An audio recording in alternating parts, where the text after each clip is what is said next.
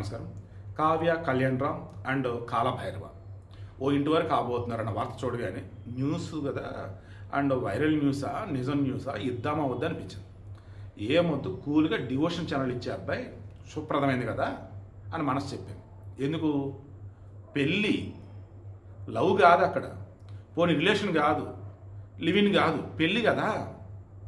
అది కూడా చక్కగా ఫస్ట్ మ్యారేజ్, అది కూడా మన కీరవాణి గారి అబ్బాయి కాలభైరవ మ్యూజిక్ డైరెక్టర్ అండ్ ఆమె కావ్య కళ్యాణరామ్. ఈమె వచ్చేసి బోల్డెన్ బాలనటిగా చాలా సినిమాలో నటించింది. ఇంకా పెద్ద అమ్మాయి అయినాక బలగం సినిమాలో, తర్వాత మసూద సినిమాలో నటించింది. మనిషి కూడా కొంచెం వెయిట్ ఉండే మొన్న అమ్మాయి, అప్పుడు చక్కగా ఎక్సర్సైజ్ అవన్నీ చేస్తే వెయిట్ కూడా బాగా తగ్గిపోయింది. మేబీ సినిమా ఆఫర్లు కూడా కొంచెం గట్టిగానే ఉన్నట్టున్నాయి. ఇద్దరు ఇండస్ట్రీ వాళ్ళే, ఆబ్వియస్లీ ఫ్యామిలీస్ బాగా పరిచయం అయి ఉంటారు. దెన్ పెళ్ళితో ఒకటని అనుకున్నారు. త్వరలో అధికారికంగా న్యూస్ రాబోతుంది. శుభవార్త కాబట్టి మన దాకా వచ్చింది కాబట్టి, అరే ఆ అమ్మాయిను ఆ అబ్బాయి త్వరలో ఒకటవ్వచ్చురా, పెద్దలు మాట్లాడుకుంటున్నారంట, త్వరలో శుభవార్త చెబుతారా అని ఎవరైనా అన్నారనుకోండి, అవునా అని మనం కూడా ఎవరికైనా చెప్తాం, తప్పేం కాదు కదా ఇది. సో అదనమాట.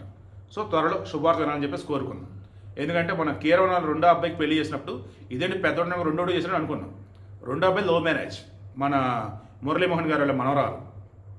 సో ఇప్పుడు పెద్ద అబ్బాయి ఆల్మోస్ట్ లవ్ కమ్ అరేంజ్డ్, అది అంతే ఇది అంతే. సో మీకు చెప్పేది ఏంటంటే ఇవిడికి మెయిన్ కూడా ఏంటంటే, మీరు మీ కెరీర్లో మీ వయసు వచ్చాక చక్కగా సెటిల్ అయ్యారు, ఇప్పుడు ఒక ఇంటి వాళ్ళు అవ్వాలి. నచ్చిన వాళ్ళ గురించి ఇంట్లో చెప్పండి, ఇంట్లో కూడా ఒప్పుకున్నారు, అప్పుడు బ్రహ్మాండంగా పెళ్లి చేసుకోండి. అది ఉండే సంతోషం చాలా గొప్పగా ఉండేది.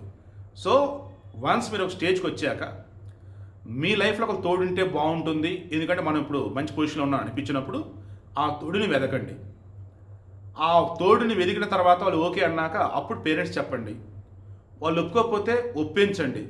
అప్పుడు ఒప్పించాక పెళ్లి చేసుకోండి, చాలా బాగుంటుంది. ఒప్పుకోలేదనుకోండి, అప్పుడు శుభప్రదంగా ఫ్రెండ్స్ సర్కిల్తో సపోర్ట్ తీసుకొని హ్యాపీగా పెళ్ళికొని చక్కగా మీ బతుకు మీరు బతికేసేయండి. అంతే తప్ప హడావుళ్ళు వద్దు. ఎనీవే శుభవార్త చెప్తూ మళ్ళీ హడావుడి ఇవన్నీ ఎందుకు, కానీ ఖచ్చితంగా త్వరలో మంచి శుభవార్తతో మనం వింటాం వీళ్ళ గురించి అనిపిస్తుంది. ఎందుకంటే ఇండస్ట్రీ క్లోజ్డ్ వాళ్ళు ఈ వార్త అయితే చెప్పారు.